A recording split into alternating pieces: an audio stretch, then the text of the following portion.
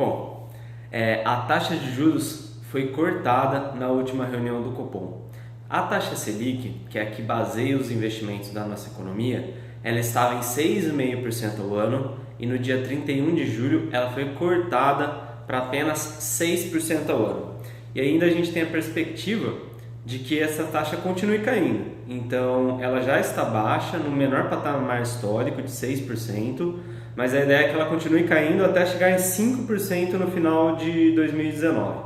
E isso, pessoal, afeta bastante os nossos investimentos. Eu fiz essa live justamente para explicar como continuar tendo rentabilidade e como fazer suas aplicações financeiras nesse patamar de taxa de juros menor. Primeiro eu vou explicar o que é essa taxa Selic, né? Selic é a sigla de Sistema Especial de Liquidação e Custódia. Basicamente, todas as economias desenvolvidas, capitalistas, têm uma taxa de juros que vão balizar as trocas dela. Então, por exemplo, essa taxa ela influencia tanto no rendimento dos nossos investimentos, como nas taxas que os bancos emprestam de empréstimo, certo? Com uma Selic menor, a gente ganha menos nos investimentos de renda fixa, só que a gente paga menos juros também. Então, para quem está endividado, isso é muito bom. Para quem investe, faz investimentos, a renda fixa começa a ser menos atrativa, mas tem outras aplicações que ficam mais atrativas com uma taxa de juros menor. A ideia é a seguinte: a cada 45 dias, o Copom se reúne lá no Banco Central para decidir se eles vão elevar, manter ou fazer um corte nos juros. Há 3 anos atrás, essa taxa estava em 14,25%. E aí, desde então, o Banco Central, o Copom, né, que é esse órgão do Banco Central, vem se reunindo para decidir a cada 45 dias. Vamos manter, vamos subir a taxa de juros. Ou, nos últimos anos, vamos cortar os juros. E por que eles tomam essa decisão, né? O que mais influencia no aumento, diminuição ou estabilidade dessa taxa de juros? O principal indicador que eles vão analisar é o IPCA, é o Índice de Inflação Brasileiro. Quando a inflação está muito alta, os juros precisa ser mais alto ainda. Quando a inflação está muito baixa, como é o caso hoje, os juros têm que ser mais baixos. Então eu vou dar um exemplo. Em 2015, a inflação era de 10,76% ao ano. A inflação foi de 10,76% ao ano. Então, os juros precisavam ser maior que isso. Precisava ser, em tese, mais que 10,76%. Por isso que ele era 14,25%. Aí a gente tem que analisar a diferença, né? A diferença é o que a gente ganha, que é o ganho de juro real, que é o que importa no final das contas. Então, a gente tinha mais ou menos uma inflação de 11%, uma taxa de 14% e a gente ganhava 3%. Hoje, está um pouco pior, mas não muito, né? A gente tem uma taxa de juros de 6% e uma inflação de 3,5%. Então, a gente ganha 2,5%. Mas a ideia é que esse juro real, que é muito importante para os nossos investimentos, caminhe para em torno de 2% ao ano, que também é o menor juro real da história brasileira. Bem, essa taxa de IPCA tá só para vocês entenderem por que eu falo IPCA. Porque o IPCA ele serve também como balizador de vasos dos nossos investimentos. Lá no Tesouro Direto, que é uma plataforma, tem vários títulos. Um deles é o Tesouro IPCA. IPCA é um índice de inflação. Como é que isso funciona? Significa que assim, o órgão regulador pega os índices, pega lá os preços mesmo. Então, por exemplo, quanto que o feijão subiu essa semana, quanto que o arroz subiu, quanto que a gasolina subiu, quanto que outros bens subiram. Subiu 10% 1% o outro, o feijão teve deflação, ficou mais barato, o tomate subiu 11%, e eles fazem uma média, e essa média é o IPCA, que é a inflação que a gente acaba considerando para balizar nossos investimentos. E o Copom leva em consideração esse índice para escolher o patamar da taxa de juros. Para a gente saber melhor sobre a inflação também, a inflação ela é importante a gente conhecer porque ela corrói nosso poder de compra. Então, por exemplo, em 1994, eu peguei um dado que um carro Gol 0 km, ele custava 15 mil reais, tá? Eu peguei 94 porque foi o início do Plano Real, né? Então a gente tem que fazer uma comparação na mesma moeda, não adianta pegar outra moeda. Então, em 94, o Gol, ele custava 15 mil reais. Peguei no site hoje, um carro Gol 0 km, ele vai custar em torno de 40 até 44 mil reais. Esse aumento do preço é a chamada de inflação, né? Os preços vão ficando mais caros. Essa inflação ela já esteve muito alta no Brasil, já foi de 1000% ao mês. Hoje, a expectativa é que nos próximos 12 meses ela seja de apenas 3,5%. Então, inflação baixa, juros mais baixos. É até legal a gente saber isso, porque assim, a gente sempre vê lá nos Estados Unidos ou na Europa, a taxa de juros é muito baixa. Então, por exemplo, a taxa de juros alemã é menos 0,25%. O que significa? Significa que se eu investir no Tesouro Direto da Alemanha, eu não vou ganhar juros, eu vou pagar. Eu pago para investir no título público alemão, no Tesouro Direto alemão. Na Suíça, eu sei que é negativo também, acho que é 0,5% negativo, menos 0,25% negativo. Por quê? Um dos motivos é que a inflação lá é muito baixa. Historicamente, aliás, pelo menos nas últimas 2 décadas, a inflação dos países europeus tem sido muito baixa, perto de 0, 0,25, 0,5. Inclusive, muitos países têm deflação, que é a redução dos preços. Imagina que legal, né? Em vez do tomate, do feijão, do carro subir de preço, as coisas vão diminuindo de preço ao longo do tempo. E isso acaba exigindo novos investidores. Então, lá na Europa, nos Estados Unidos, as pessoas investem mais saem mais da renda fixa, não focam tanto em renda fixa, investem em outros produtos, porque a taxa de juros é sempre muito baixa. Então, para ganhar um pouco a mais, eu tenho que correr um pouco mais de risco, fazer investimentos mais sofisticados, ou alongar um pouco o prazo do meu investimento, em vez de eu comprar um investimento de liquidez diária que eu nem preciso desse dinheiro. Aí muita gente faz isso, né? Eu vou lá, compro um CDB de liquidez diária no banco, ou um fundo que eu posso sacar a qualquer momento, ou pior, né, deixando a poupança, sendo que eu não vou precisar do dinheiro no médio prazo. Às vezes eu comprando ali um produto que vai vencer daqui 1 ano, daqui 2, daqui 3 anos, eu já ganho muito mais juros sem aumentar meu risco. Ou então eu faço investimentos um pouco mais sofisticados que vão me pagar mais. Tem essas duas opções. Então, só para a gente ter ideia desse cenário, com os juros a 6%, o Tesouro Selic, que é um investimento mais simples, mais seguro, com rendimento interessante, ele vai render 100% da Selic. Ele rende 100% da Selic. Quando a Selic está em 6%, ele vai render 6% ao ano. A poupança, ela funciona da seguinte forma. Quando a Selic está acima de 8,5%, a poupança rende 0,5% ao mês mais TR. Quando a taxa de juros rende menos que 8,5% ao ano, que é o caso, porque a taxa de juros está em 6% ao ano, a poupança rende 70% da Selic. Então você multiplica 0,7 vezes 6%, que é o que está a Selic hoje, você tem o rendimento da poupança, que é de 4,2%. Um rendimento bem baixo, a mínima histórica da poupança brasileira, mais ou menos 0,32% ao mês. Então, pessoal, obviamente, esse cenário ele não é mais interessante, ele acaba não gerando tanto resultado se eu investir, primeiro, que nem é investimento, né? Mas se eu deixar meu dinheiro parado na poupança, eu não vou ganhar nada, eu vou só compensar a inflação, basicamente, eu não ganho dinheiro. E para a renda fixa, para o Tesouro Selic, por exemplo, uma parte eu tenho que deixar nele mesmo, eu vou explicar por quê, mas uma outra parte dos meus investimentos, a depender do perfil de cada um, eu tenho que buscar aplicações diferentes, senão eu não vou ganhar os juros. E é importante essa mudança de hábito, que o brasileiro aprenda a fazer esses novos tipos de investimentos, que mude um pouco o perfil dele de investidor, porque essa ideia de juros baixos é um novo patamar da história mundial. Então, o mundo inteiro está com juros bem baixos, não é só o Brasil. Então, lá no México é 5%, Estados Unidos 2,25%, Europa vai oscilar entre menos 0,5% e 2%.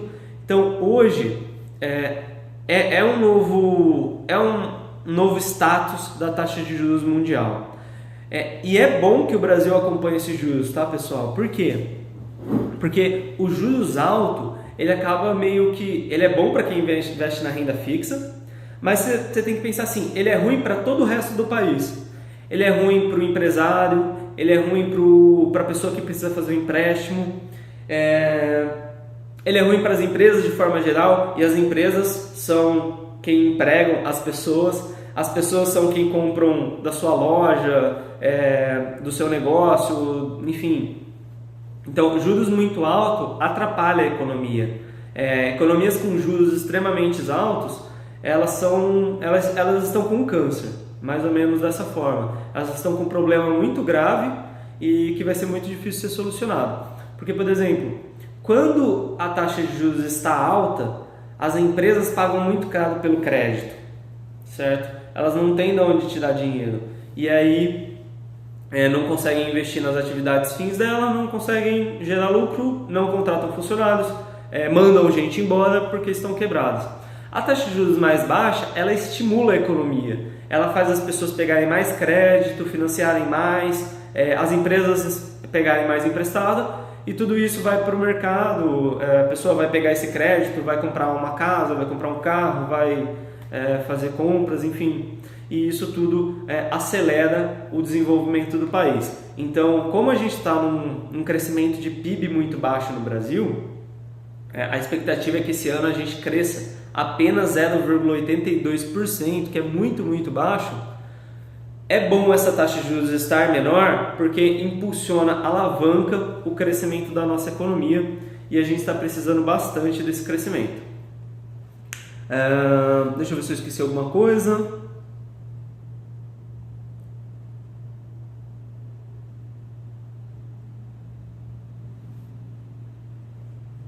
Bom, aí o resumo basicamente da taxa de juros é esse, só que aí eu pensei em 4 pontos para ajudar vocês o que fazer nesse cenário, né? Eu fiquei falando sobre o cenário, o que ele é, o que ele representa e a importância. No meu curso eu falo bastante sobre a importância de vocês saberem bem o que é a taxa Selic e como ela funciona, tá, gente? Porque a taxa Selic, ela baseia todos os nossos investimentos. Então, se você estiver começando a fazer aplicações financeiras, a coisa mais importante é entender bem o que é a taxa Selic. Se você não entendeu, volta o vídeo, assiste de novo, dá uma pesquisada, dá um Google, lê um texto sobre o que é Selic que você vai entender. Ela parece difícil, mas na prática é muito fácil. É uma taxa de juros que é a base da economia. Toda a economia, né, o dinheiro que a gente ganha, o dinheiro que a gente paga, os juros que a gente ganha, o juro que a gente paga, vai ser baseado com essa taxa. Taxa Selic muito alta, renda fixa muito alta, empréstimo muito alto. Taxa de juros baixa, renda fixa baixa, empréstimo mais baixo, enfim, tem lados positivos e negativos, mas tem muitas opções super vantajosas para a gente fazer com esse cenário de taxa de juros baixo. Deixa eu diminuir o ar aqui, porque eu estou morrendo de frio.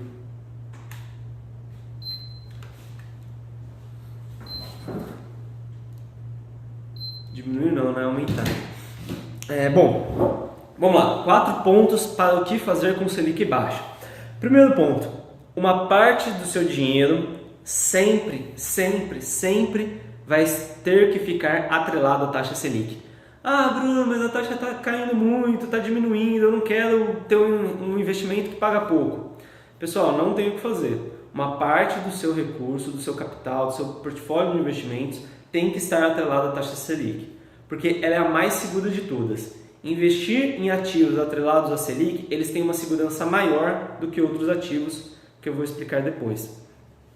A principal parte do seu capital que precisa ficar no Selic, e eu recomendo Tesouro Selic ou fundos DI, ele tem é a sua reserva de emergência, tá? A sua reserva de emergência precisa sempre ficar em algum investimento atrelado ao Selic. Vamos lá, o que é reserva de emergência? Eu sempre recomendo que todos tenham de 6 a 12 vezes o seu gasto médio mensal, o seu custo de vida em Tesouro Selic. O que é isso? Então, se eu vivo com R$3.000 por mês, eu pago o meu aluguel, eu conserto meu carro, faço minhas compras, enfim. Eu olhei meus últimos 12 meses. Na média, eu gastei R$3.000 por mês, ou seja, eu gastei R$36.000 no último ano. Então, meu custo de vida ele é de R$3.000 por mês.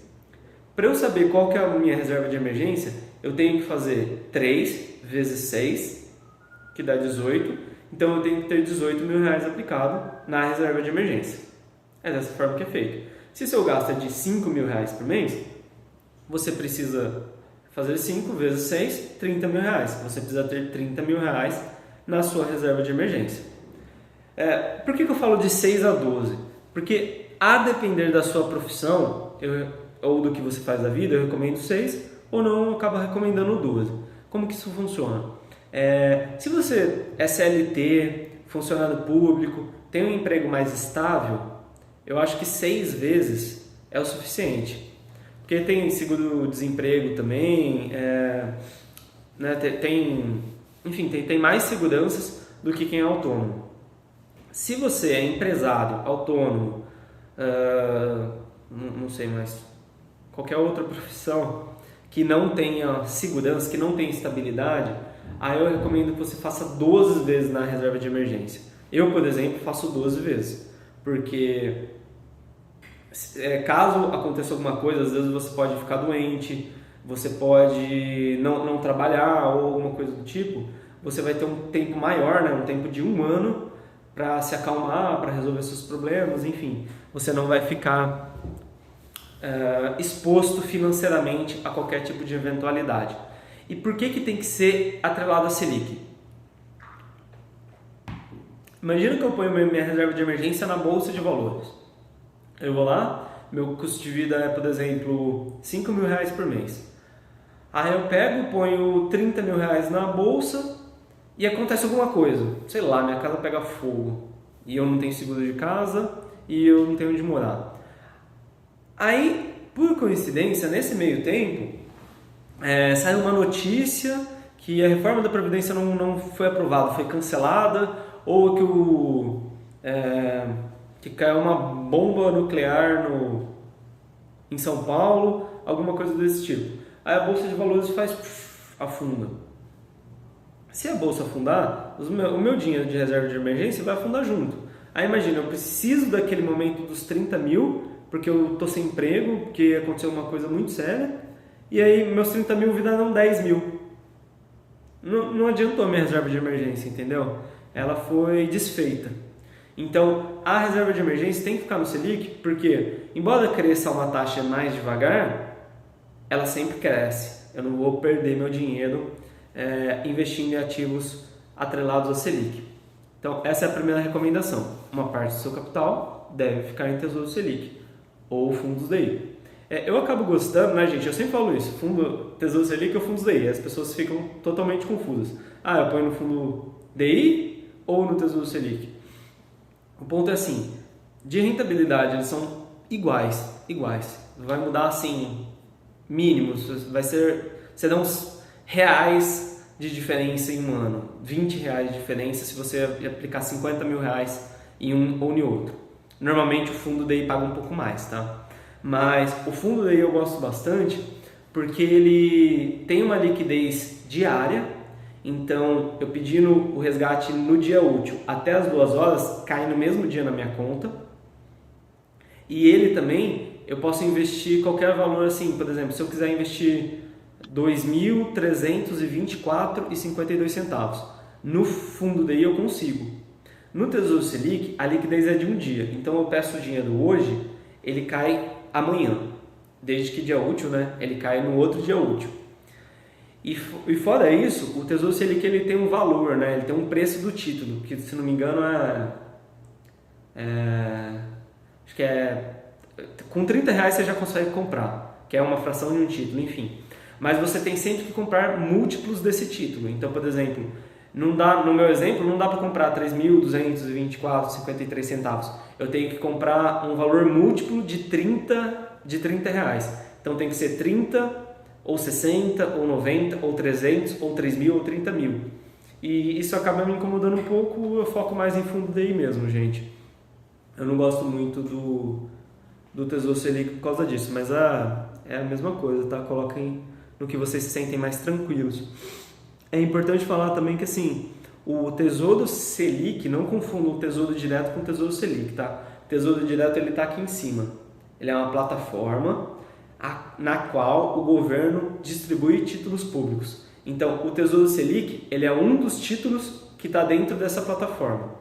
Tem o Tesouro Selic, o Tesouro Prefixado e o Tesouro IPCA. Então, Tesouro Selic e Tesouro Direto não são a mesma coisa, porque um é a plataforma, o outro é o investimento. É importante saber disso. Segundo cenário, né? Segunda opção. Essa é uma opção mais agressiva. Quando a gente tem uma diminuição da taxa Selic, o mercado de ações tem uma valorização por dois motivos. Primeiro, as empresas têm um custo de aquisição mais barato, então a empresa pega dinheiro no mercado mais barato, investe na sua atividade fim, tem mais resultado, distribui mais lucro para o acionista. Você, quando compra uma ação, você é um acionista da empresa. Então, se a empresa tem mais lucro, você ganha mais dividendos, você ganha mais juros sobre capital próprio, você ganha mais dinheiro. Fora isso, e obviamente, com o aumento no lucro, a empresa tem uma valorização no papel. Então, você ganha nos dividendos e ganha no aumento do preço do papel que você investiu. Por exemplo, se eu compro R$10.000 numa ação, a ação vai para 12 mil, quer dizer, vamos supor que a ação custa R$100, ela vai para 120, eu tenho 10 mil, eu vou para 12 mil. Eu ganho R$2.000 de preço de ação. Fora isso, no meio do caminho, se essa ação foi dando lucro, uma parte desse lucro relativo ao que eu tenho da empresa vai caindo na minha conta e esse dividendo é isento de imposto de renda e pinga lá, a depender da empresa, trimestralmente ou semestralmente. Depende da distribuição dessa empresa e se ela tem lucro ou não, né? Então, a gente tem esse ponto importante da valorização do mercado de ações e tem um outro ponto, né? Quando a renda fixa está muito baixa, as pessoas saem de renda fixa e vão mais para a renda variável. Esse aumento do fluxo de pessoas em renda variável, né, faz uma pressão compradora mais forte e aí faz também o preço da ação subir. Então, você entrando antes, já estando no mercado, quando vem esse fluxo de pessoas comprando, você também tem uma valorização no seu preço. E é importante lembrar que assim, o Brasil ele tinha aquele famoso grau de investimento, que ele acabou perdendo. Mas conforme as reformas forem sendo aprovadas, então reforma da Previdência, reforma tributária, se tiver uma reforma política, que é muito importante, a tendência é que o Brasil recupere novamente esse grau de investimento. O grau de investimento sendo recuperado, os estrangeiros, né, o alemão, o americano, o australiano, eles trazem dinheiro para o Brasil. Eles trazendo dinheiro para aplicar no Brasil, na Bolsa, uma parte vai ser na Bolsa de Valores, nas empresas, isso também faz a Bolsa brasileira subir. Então, hoje ainda poucos estrangeiros estão vindo, não tem um fluxo muito forte de estrangeiros, mas se o país continuar melhorando, a aprovação das reformas e afins, a tendência é que esse mercado se valorize ainda mais. Então, juros baixos, desde que seja dentro do seu perfil, se você tem um perfil ali moderado para agressivo, faz sentido você ter uma parte do seu dinheiro na Bolsa de Valores. Acho que sobre a Bolsa é isso. Terceiro ponto, terceira opção de investimento para quem está insatisfeito com esse juros menor ou descobriu agora e quer saber o que fazer com esse juros menor. Existe um tipo de aplicação que chama fundos imobiliários. Como é que funciona? Eu posso vou aqui na avenida que tem ao meu lado, tem vários prédios, eu compro um apartamento, faço um investimento imobiliário. Eu vou ganhar o aluguel, desde que eu alugue, eu ganho o aluguel desse imóvel, e conforme o mercado imobiliário tem contrações e esqueci o nome da palavra, mas decai ou cresce, eu ganho também a valorização ou desvalorização desse imóvel. Isso é um imóvel físico, tá? O imóvel físico, ele acaba sendo mais simples porque as pessoas não conseguem fazer as contas direito, né? Então elas olham o imóvel e falam assim, esse imóvel vale R$1 milhão.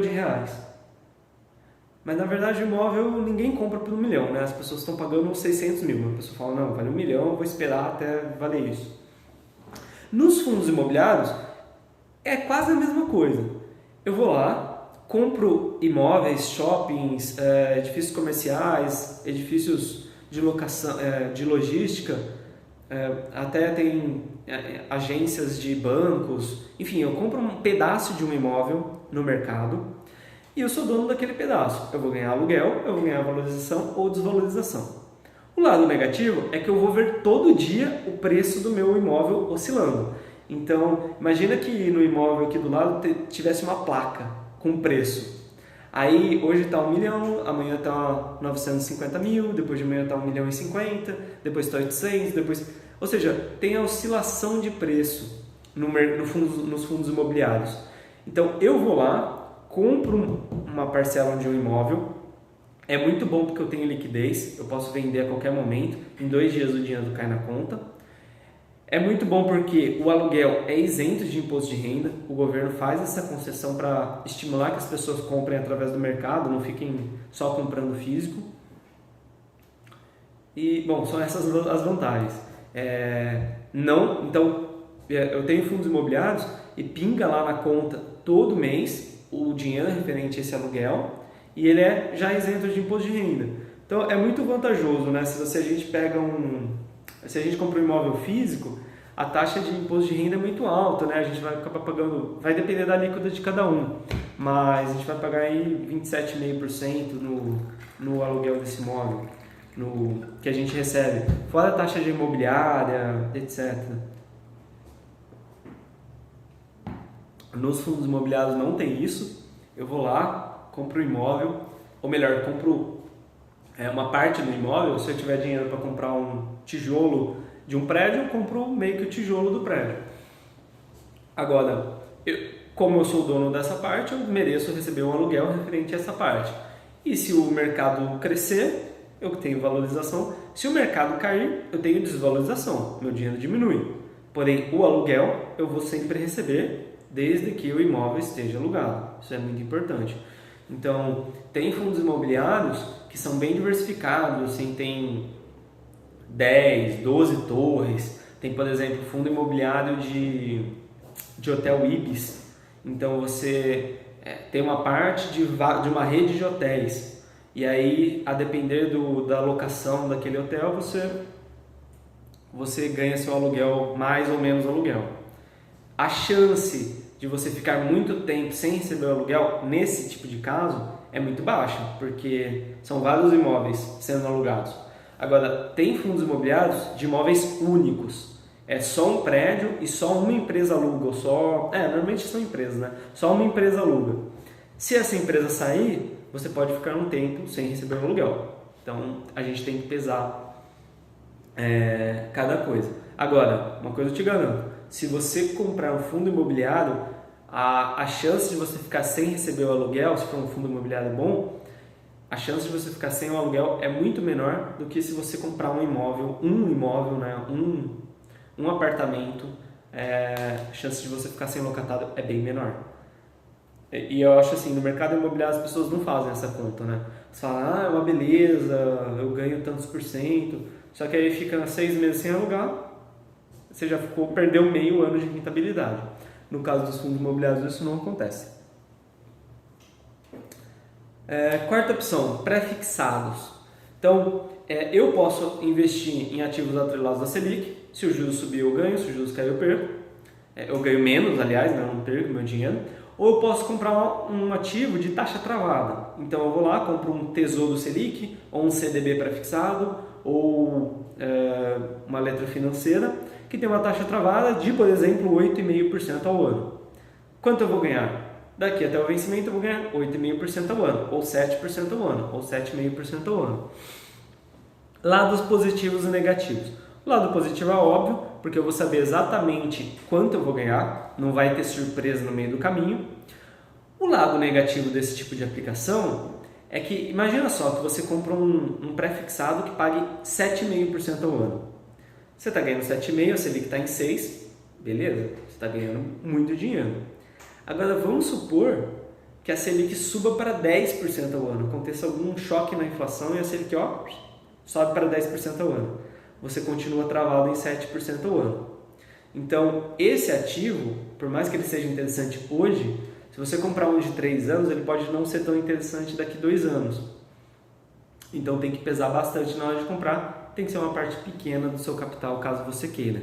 Mas não tem muito segredo. Os pré-fixados, você vai lá, compra um título de renda fixa com uma taxa pré-fixada, acordada antes da compra. Pode valer a pena ou não. Pessoal, essas eram as dicas que eu ia dar. Só vou receber algumas perguntas aqui que eu vou responder algumas perguntas aqui que eu recebi. Vamos lá, primeira pergunta. Bruno, por que eu não sinto a inflação diminuindo os preços dos meus produtos e serviços? Eu acho que é porque eu falei que a inflação está diminuindo, né? Mas a ideia é a seguinte, não é que a gente tem deflação, não é que os preços estão diminuindo. Os preços estão crescendo a uma taxa menor, a um aumento menor. Então, por exemplo, em 2015 eu falei que a inflação foi quase 11% ao ano. Agora, em 2019, vai ser 3,5%. Então, assim, os preços continuam crescendo, mas a taxas menores. Acho que essa que é a dúvida. Bruno, invisto no Tesouro IPCA desde 2015 e gostaria de entender mais sobre a marcação a mercado entre Selic e... Invisto no Tesouro IPCA desde 2015. Gostaria de entender mais sobre a marcação a mercado. Pessoal, a marcação a mercado é um negócio muito importante. Eu falo bastante no meu curso sobre marcação a mercado.